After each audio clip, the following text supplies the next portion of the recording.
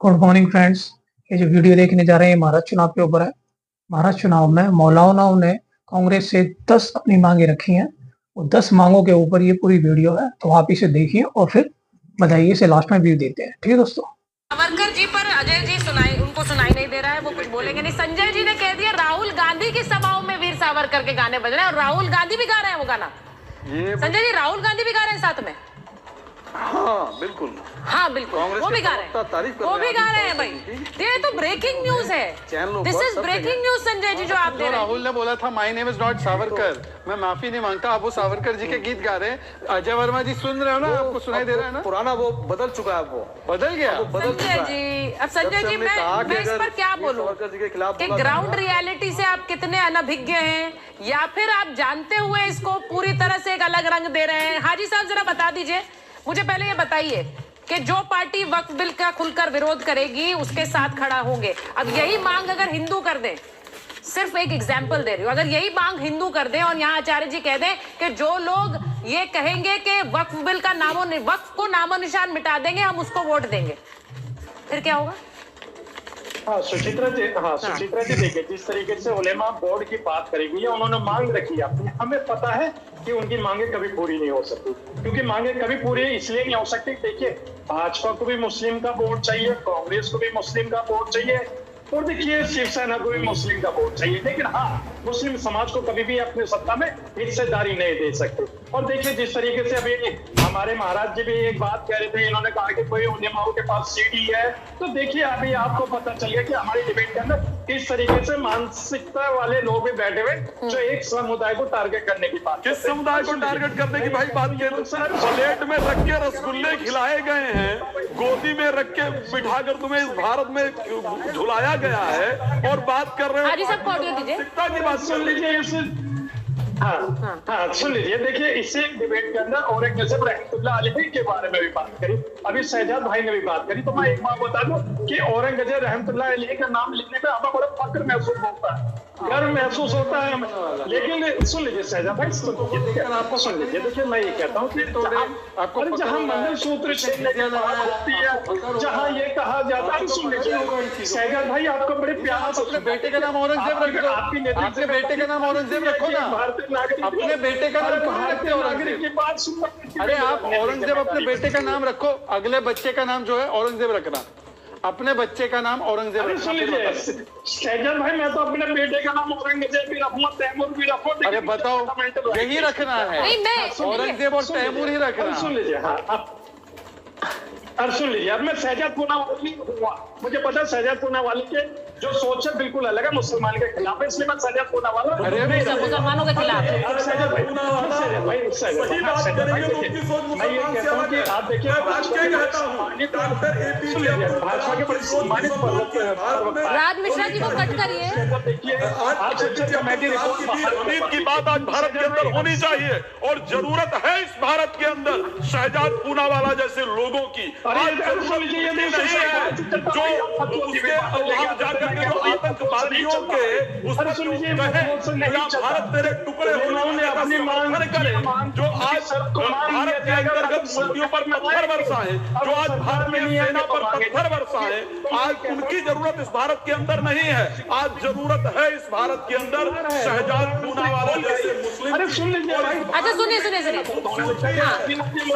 पूनावाला बनोगे, बनोगे, हाजी साहब को भी सुन नहीं पा रहे। हम लोगों की नैतिक जिम्मेदारी, हम लोगों की नैतिक जिम्मेदारी। ठीक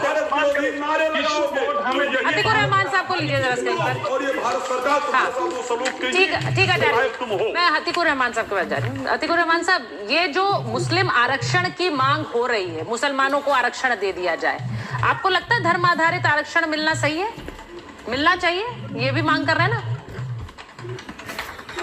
सुचारिता जी, कॉन्स्टिट्यूशन क्या कह रहा है? हाँ, there shall be no reservation only, underline the word only on grounds of religion. Yes ये जो मुसलमान मांग कर रहे हैं आरक्षण का, हाँ। क्या ये सोशली और इकोनॉमिकली बैकवर्ड नहीं है?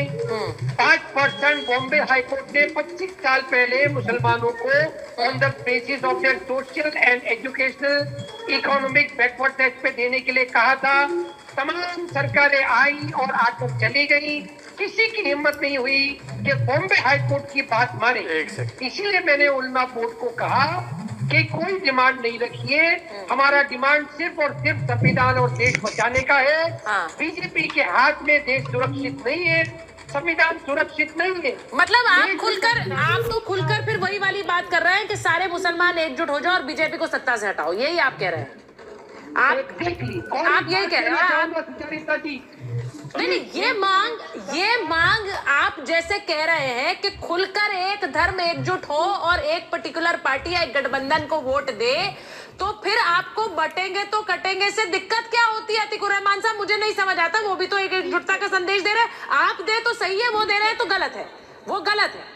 20 सेकेंड दूंगा। हाँ, बोलिए। मैंने नहीं विरोध किया, मैंने कहा कि ये जो नारा दिया गया है ये मुसलमान अपने तरीके से ले, क्रिश्चियन और सिख अपने तरीके से ले। ऑडियो ठीक करिए, उनका आगे। शहजाद जी, आज ये की पूरा डिबेट हाँ। ऐतिहासिक है। हाँ। सुचारिता, इसके बाद कोई 80-20 के नारे पर आपत्ति दर्ज नहीं करेगा, क्योंकि यहाँ पर Atiqur Rahman, fan boy of Uddhav Thackeray, ने बोला है कि हम तो 80-20 के लिए तैयार हैं, हम तो 20 की बात करेंगे, तो कोई 80 की बात करे तो फिर इनको दिक्कत नहीं होनी चाहिए। Point number 1।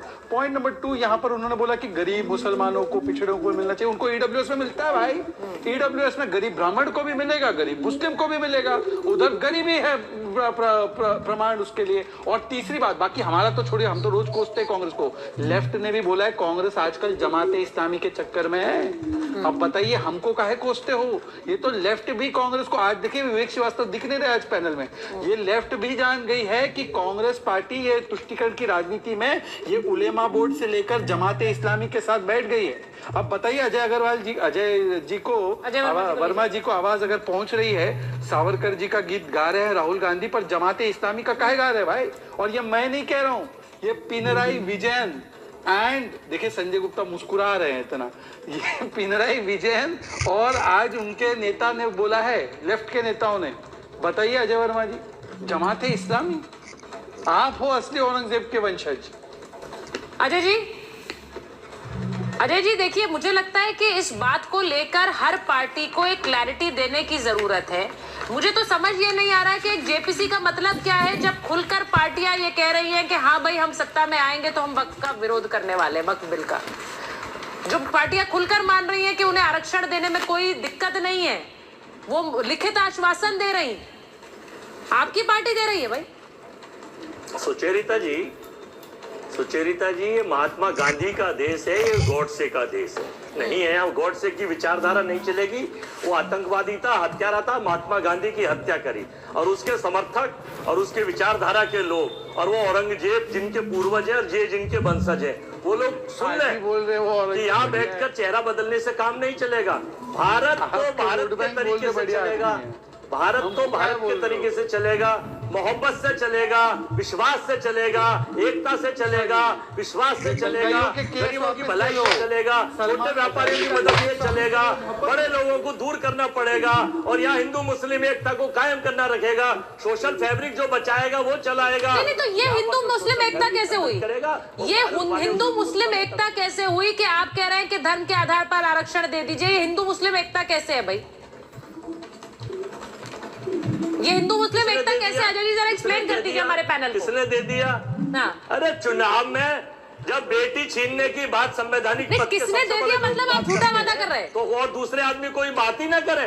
बताइए, जब आप झूठा वादा कर रहे हैं क्या? आप कह रहे हैं किसने दे दिया? आपकी पार्टी यहाँ पर लिखित आश्वासन दे रही है। संवैधानिक पद पे बैठे लोग देश की सरकार के सत्ता के सबसे बड़े नेता कर रहे हैं, तो बताइए लोग अपनी रणनीति के लिए अजय जी आपकी पार्टी अगर लिखित आश्वासन दे रही है, उलेमा बोर्ड कह रहा है भाई, हम नहीं कह रहे, आने वालों को भगाने के हम नहीं कह रहे हैं, या फिर ये वो खटाखट वाला वादा है कि वादा कर दो उसके बाद पूरा थोड़ा ही करना है। अपनी रणनीति तो पार्टी बनाएंगी। एक्चुअली में समस्या ये हैं अभी सुचेरिता जी, महाविकास आघाड़ी से घबरा गए हैं नरेंद्र मोदी जी और भाजपा के वीर और बयानवीर, इसलिए नए नए प्रयोग कर रहे हैं, नए नए परिदर्श ला रहे हैं, नए नए परिपाटन ला रहे हैं, नए नए दृश्य बना रहे हैं। जवाब तो दीजिए। एक सवाल में तो आपको आवाज नहीं आ रही थी, एक सवाल में आपको आवाज नहीं आ रही थी, दूसरे सवाल का जवाब तो दीजिए। पार्टी अगर लिखित आश्वासन दे रही है तो इसका मतलब ये है वो इन मांगों के साथ खड़ी है, या फिर ये खटाखट वाला मॉडल है कि वादा कर दो पूरा नहीं करेंगे बाद में।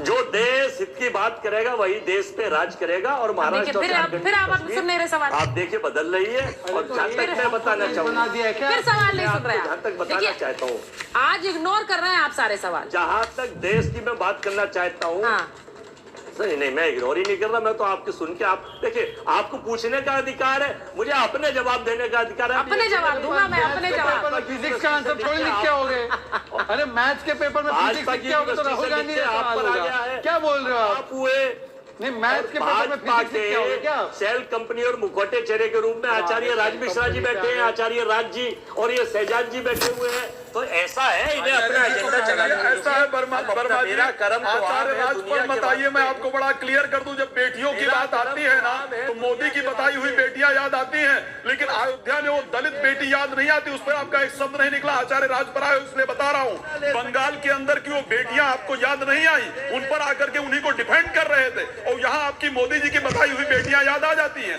तो सबसे पहली बात यह है वर्मा जी कि ये मत सोचिए दोस्तों, ये तो पूरी वीडियो जो आप लोगों ने देखी, इसमें महाराष्ट्र चुनाव के अंदर उलेमाओं ने अपनी 10 मांगे रखी हैं और 10 मांगे कांग्रेस ने मान ली है, इंडिकेटर ने मान ली है, पूरी की पूरी आपने वीडियो में देख ही लिया होगा। चलिए दोस्तों, अगली वीडियो में मिलते हैं, धन्यवाद।